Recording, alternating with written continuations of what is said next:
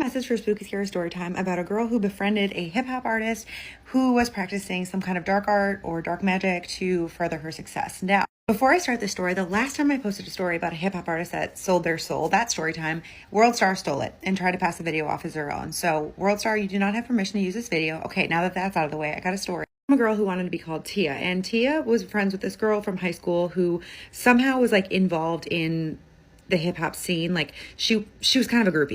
No shame, no hate. I don't know her backstory, okay? But this girl from her high school messages her one day on Insta, and she's like, hey, do you want to go to the show with me? I am seeing one of the opening acts. The headliner was this female artist, singer, rapper, dancer. She said she didn't want to reveal who it was because she was worried about this getting back to her. This girl is definitely not like A-list, but she is definitely somebody if you're familiar with like internet trends and music at all.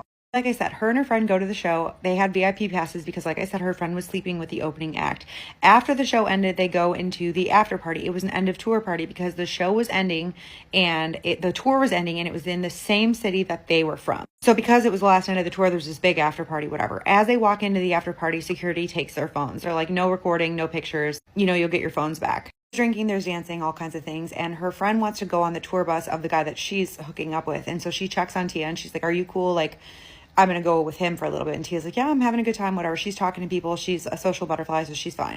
At this point, the main artist was not at the after party yet, but she walked in at one point and the whole room kind of went silent when she walked in. She said she had this like aura about her. She was wearing this long black coat. She was wearing red tinted sunglasses, even though it was night. And she was surprised because this woman was like much smaller in person than she expected her to be. But she kind of just glided into the room, and then, you know, everyone kind of went back to what they were doing. At this point, Tia's made friends with a couple girls that are also there, and they're all just talking and laughing and hanging out and dancing. She said she was kind of starstruck by this woman's presence, but she wasn't going to go over there and like talk to her. Like, it's her after party. She didn't want to be weird. So she's just having a good time with these girls. And at one point, this woman, this artist, walks over to their group and she taps Tia on the shoulder and she's like, I love your jacket. Where did you get it? Tia said that she had found the jacket at a thrift store and she had made some customizations to it and whatever. And so she tells her this. And this artist is like, wow, you have really good style. Like, I'm so impressed. She's like, maybe you should make me one sometime. He's like, oh my God, I would love to. And this artist is like, okay, well, if you do, you can't find a thrifted jacket because you have to be really careful about whose energy you pick up on.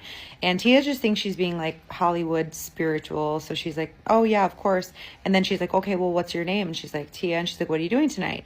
And so Tia tells her the whole story about how she's here with her friend. And she's like, okay, well, you should come hang out with me and my people. She's like, you have a really good energy about you. You're really pretty. So Tia kind of like motions to the new girl she's made friends with. She's like, oh, cool. Well, can they come? And the artist just looks at them and says, no.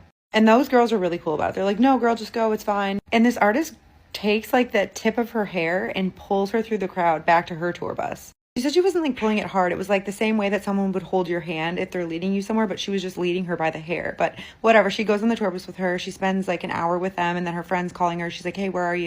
So she tells the artist, she's like, hey, can my friend come on your bus? Like, she's done with her dude or whatever. And the artist is like, no outside energy allowed in. She's like, okay, well, I guess I'm going to go. It was like really nice to meet. And she's like, wait, like, give me your phone number. So Tia exchanges numbers with this girl, and then she goes and meets her friend, and she's like, you will not believe what happened. She and her friend go back to her friend's house, and she ends up spending the night at her friend's house. It was a really good night, and she was really happy. So she falls asleep, but then she has this weird dream. In the dream, this artist is coming out of this like dark red pool of water, coming up toward her, grabbing her by the ends of the hair and saying, you belong to me now. It was like really scary. So she wakes up and she's like, what was that? She just thought it was her mind making things up. So she wakes up in the morning, she checks her phone. The artist had not texted her, and she didn't have the artist's number. The artist had her number.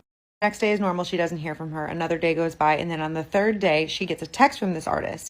The text said, hey, it's so-and-so. You have really good energy. Do you want to come to this thing I'm doing?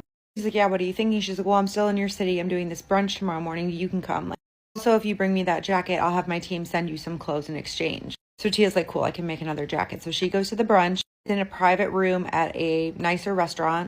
It was an eclectic mix of people, but nobody that she recognized. And so when she gets there, this artist stands up from where she's sitting, and she comes over and grabs her by the hair again and pulls her over into the open chair next to her. And then she introduces her to everyone as her best friend. And Tia looks around because she's like, is she talking about me? But this artist isn't laughing. She's not smiling. She's legitimately trying to pass off the fact that Tia is her best friend, even though they just met like 3 nights prior. The brunch was normal, whatever. And then she's like, well, what are you doing after this? And Tia's like, oh, I was just going to go home. And she's like, no, you should come back to my place with me. And she's like, you have a place in the city? And she's like, no, like, why don't you fly back to my city with me?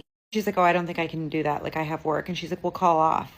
She's like, I can't. I have to pay bills. And she's like, don't worry about it. Like, just call off. I'll cover your bills for the week. Like, come back with me. And so she texts her friend and she's like, this girl is so weird. Like, she wants me to come back to her city with her. And her friend's like, you should go. So Tia calls off work for the week, flies back to this girl's city. The first night they're there, it's like really fun. Like, she's giving her all this stuff. They're having just like girls' time. This artist is telling her all these crazy stories.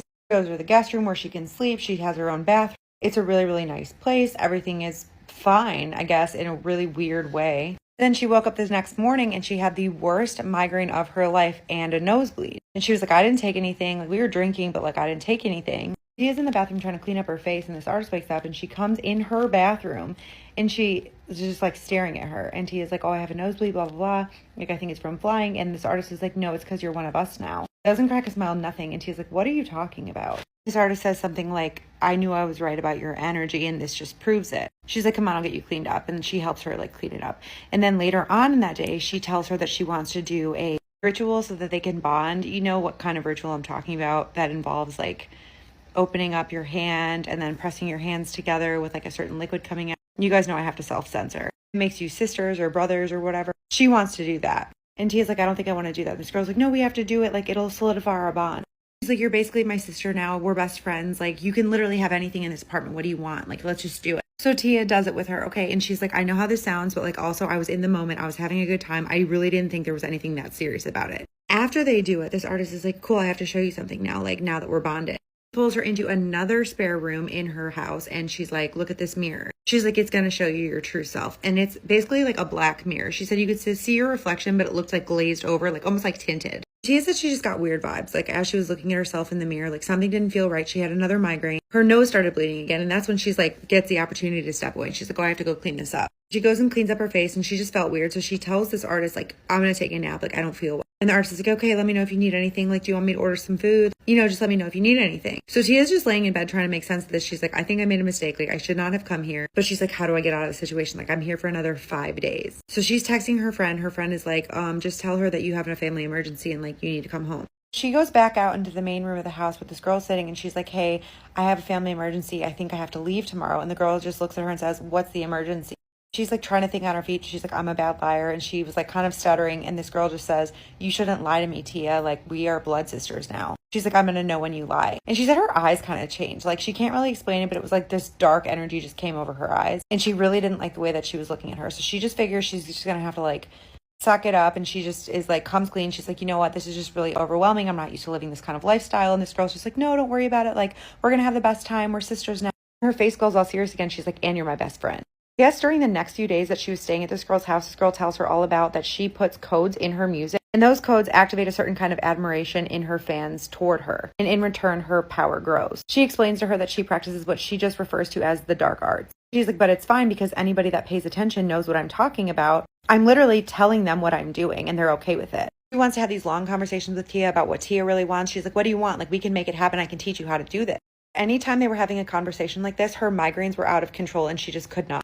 That it felt inherently like she was doing something wrong. So the week goes by, she flies home and she starts distancing herself from this woman because she's like, I got bad vibes. I don't care how famous she is. I don't care what she has, what she'd give me. I just didn't really want to be associated with her. She said she was getting like controlling boyfriend or girlfriend vibes from this woman, even though she said she just wanted to be her friend. So she was responding to her texts and her calls at first, but then she started slowly like distancing herself. And I guess one night she's out and she's like forgets to respond to this woman, and this woman blows up her phone, is calling her, texting her, saying that you owe me, you can't get away from me, you can't escape me, we're bonded now, Tia, things like that. So that freaked Tia out. She just didn't respond to it. And then a couple days later, she gets a package in the mail and it's her jacket, the one that she brought for this artist. Inside the jacket, there is a label that's sewed in and it says property of artist. No note or anything, but inside the jacket was what looked like some little chicken bones. She said it's been about 3 months. She has not responded to any texts or calls from this girl. She's blocked her number. But this artist is still getting obsessive friend energy, although she does post regularly on her socials with other girls. And Tia thinks that these girls are basically being used for the same purpose she was, whatever that was. She ended her email by saying that basically she wanted to share this story to be aware of what you're paying attention to, like what you're listening to. You may be giving someone energy. And also she said if anybody thinks that she actually did accidentally bind herself to this person, how does she break that? This is one of the spookier, possibly paranormal stories that I've read, but this girl DMs and she says her name's Crystal, and when she was 17, she was in a really bad car accident. Her friend's car hit a patch of black ice in Michigan.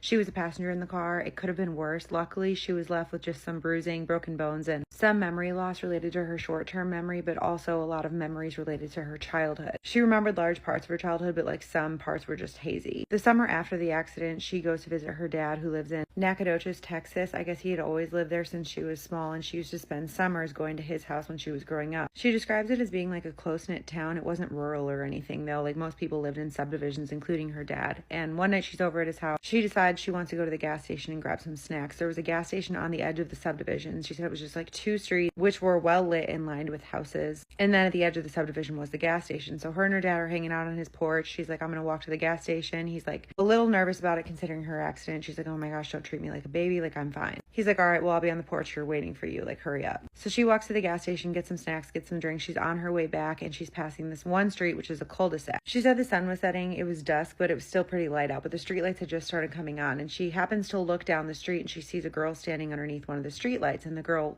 like beckons to her like, hey. She's like, Crystal, is that you? And she looks up at her and she doesn't recognize the girl. This girl's just like tall, lanky with dark brown hair. And the girl starts walking down the street coming toward her, and she's like, oh my gosh, Crystal, like, I can't believe it's you. I heard about your accident. How are you doing? Crystal stops and she's looking at her and she's like, I'm good. And she said she felt really bad because she didn't remember her. She had no idea who this girl was. And this girl's like, oh, you don't remember me, do you? Like, I'm Carly. Like, we used to play together all the time when we were little. My dad worked with your dad. Like, we live right here. And she motions behind her where there's like a row of houses and then some trees behind them. She's like, you were always at my house when you were visiting your dad for the summer. And Crystal said she looked at the houses and she like felt like a little flicker of recognition, like something sounded right. And she was like, oh yeah, I'm sorry. Like, things have been hazy, but she still didn't remember. She said that was pretty weird because like she remembered everybody from her past. Like, it wasn't like she just had blackout periods, but she was like, I guess it's possible. I don't remember this girl at all. But Carly's walking closer to her. She's like, you should come to my house real quick. Like, I can show you photo albums and like of all the stuff we used to do together. We used to have so much fun. You were like my best friend. And Crystal's like, oh, which house is yours? And she's like, oh, I just live right on the other side of those trees right there. Just come with me real quick. I can show you. And Crystal said she just felt this like nagging thing inside of her saying like something isn't right about this. And she's like, no, it's okay. Like, my dad's waiting for me. Like, maybe tomorrow we can catch up. And Carly's like more insistent. She's like, no, just real quick. Just come with me. Like, my parents would love to see you. Crystal just lied. She's like, no, I told my dad we were going to watch a movie. Like, I have to get back. And so Carly's just like, okay, like, fine, maybe tomorrow, just come find me. So Crystal gets home and her dad's on the porch waiting for her. And he's like, oh, what took you so long? And he's already got like a beer open and everything. And she's like, oh, I actually just ran into one of my old friends, I guess, like Carly. She said I used to play with her all the time. And her dad's sitting there and he's like, Carly? Crystal's like, yeah, she said that you used to work with her dad and she lives right on the other side of those trees behind those houses on that cul-de-sac over there. And her dad's face just goes white and he's like, you did not play with anybody named Carly. And he's like, and on the other side of those trees is a construction site. Like, they just leveled it. They used dynamite. They blew up that whole area. On the other side of those trees is a massive pit filled with rocks and rebar. He said, it's a massive open pit. He said, maybe she thought you were someone else. And she's like, no, Dad. Like, she knew my name. She knew about the accident. She knew where you lived. She's like, are you sure I didn't hang out with anyone named Carly? And her dad just gets real quiet and he's like, no, like, the only Carly that I know of is a guy that I used to work with, had a daughter go missing named Carly like years before you were born, but you never knew her. And Crystal said she's 27 now. She's gone to visit her dad a number of times. She's never run into this girl again. She has actually reconnected with some of the kids that she played with when she went to visit her dad growing up, and none of them remember a Carly. She said she's told this story before because she genuinely does not understand what happened or who she encountered that day. Y'all have been asking for fae and fairy stories, and I searched my email and I have a couple for you. Though, to be honest, I'm not sure if this first story is a fairy or if it's something else. The subject of her email was fairy, gnome, or black-eyed child. So you listen, you decide.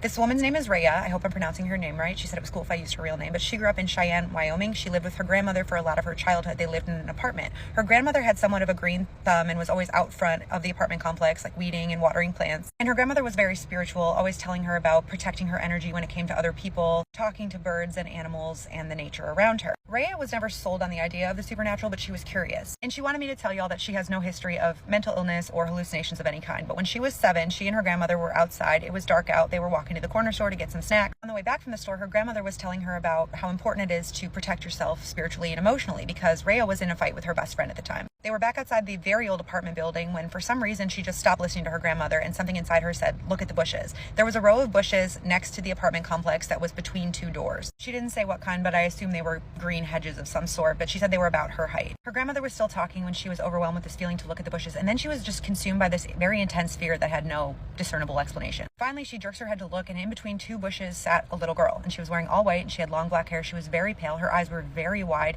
and she was crouched down between the bushes. She said she was incredibly clean considering she was crouched down in a bush, but as she looked at her, she's just like overwhelmed by this sense of fear and looks away immediately. She looks back and there's nobody there, but there are a pile of stones stacked up like someone had done it deliberately. She immediately just starts crying hysterically, freaking out. Her grandmother's like, what's wrong, and rushes her inside. Inside, she tells her grandmother what happened, and her grandmother looks petrified. She puts salt in front of the door and refuses to speak for the rest of the night. The next day, she tries to tell her grandmother again, and her grandmother just says no, and keeps brushing her off, which she said was very unlike her. Her grandmother was very warm and inviting and comforting, and so for her to just tell her no and refuse to talk about it really freaked her out. And she said she wonders to this day what that was all about. So she's curious. What do you think this was? Because I've seen weird things as a little kid. I believe her.